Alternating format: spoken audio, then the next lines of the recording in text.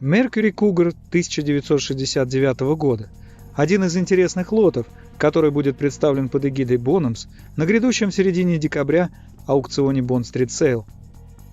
Выставленный на продажу кабриолет принадлежит к избранной группе автомобилей, ставшими кинозвездами благодаря съемкам в серии фильмов о Джеймсе Бонде.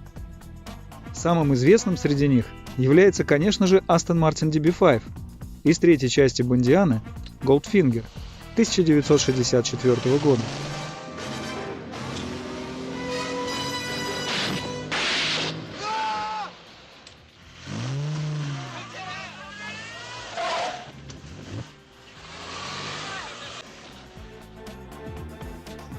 В 1969 году кинокомпания Eon Productions, занимавшаяся производством Бондианы, приобрела несколько экземпляров Mercury Cougar для использования в съемках очередной части о приключениях секретного агента.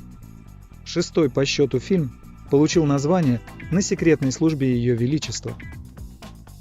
Главную роль сыграл австралийский актер Джордж Лазенби, который появился в роли Джеймса Бонда в первый и последний раз.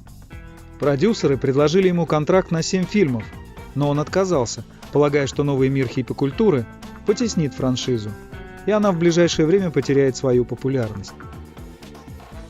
Согласно разным источникам, информация о количестве автомобилей разнится.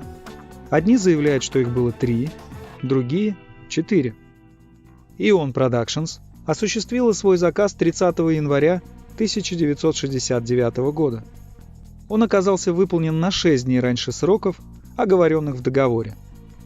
Автомобили были перевезены из США в Великобританию и зарегистрированы 13 февраля 1969 года.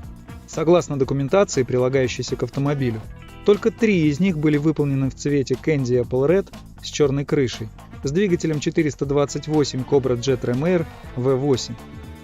Это указывает на то, что для фильма было поставлено только 3 автомобиля. Однако фонд Яна Флеминга, который отслеживает 40 автомобилей Джеймса Бонда, экранизированных более чем за 50 лет, считает, что, вероятно, 4 Cougar были использованы в съемках фильма. Один из экземпляров был очень сильно поврежден во время ледовой погони и впоследствии утилизирован. Другой в настоящее время находится у своего владельца в Испании. Третий принадлежит фонду с 2008 года. И последний – это автомобиль, представленный здесь. Mercury использовались в 4 сценах. На пляже в начале фильма, сцена на кориде,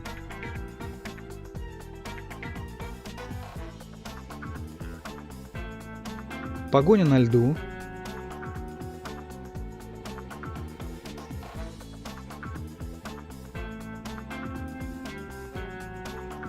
и эпизод укрытия главных героев от метели в сарае. Утверждается, что Cougar, предлагаемый к продаже, использовался для съемок сцены в сарае. К сожалению, точной информации о владельцах и местонахождении автомобиля нет вплоть до 1976 года, когда Mercury был зарегистрирован на имя некого Брайана де Мескита. С тех пор у Cougar было еще 7 собственников, включая последнего владельца, который приобрел его 10 июня 1990 года. Интересный факт, что в объявлении о продаже автомобиля в журнале Exchange & Mart в мае 1990 года не было ни слова упоминания о каких-либо связях с Джеймсом Бондом.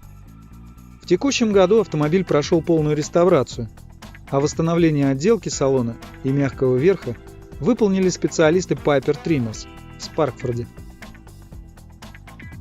С момента окончания реставрации он преодолел всего 20 миль, и этот великолепный экземпляр представлен к продаже в отличном состоянии. Предполагаемая стоимость, за которую он должен найти своего нового владельца, 100-150 тысяч фунтов, 133-200 тысяч долларов.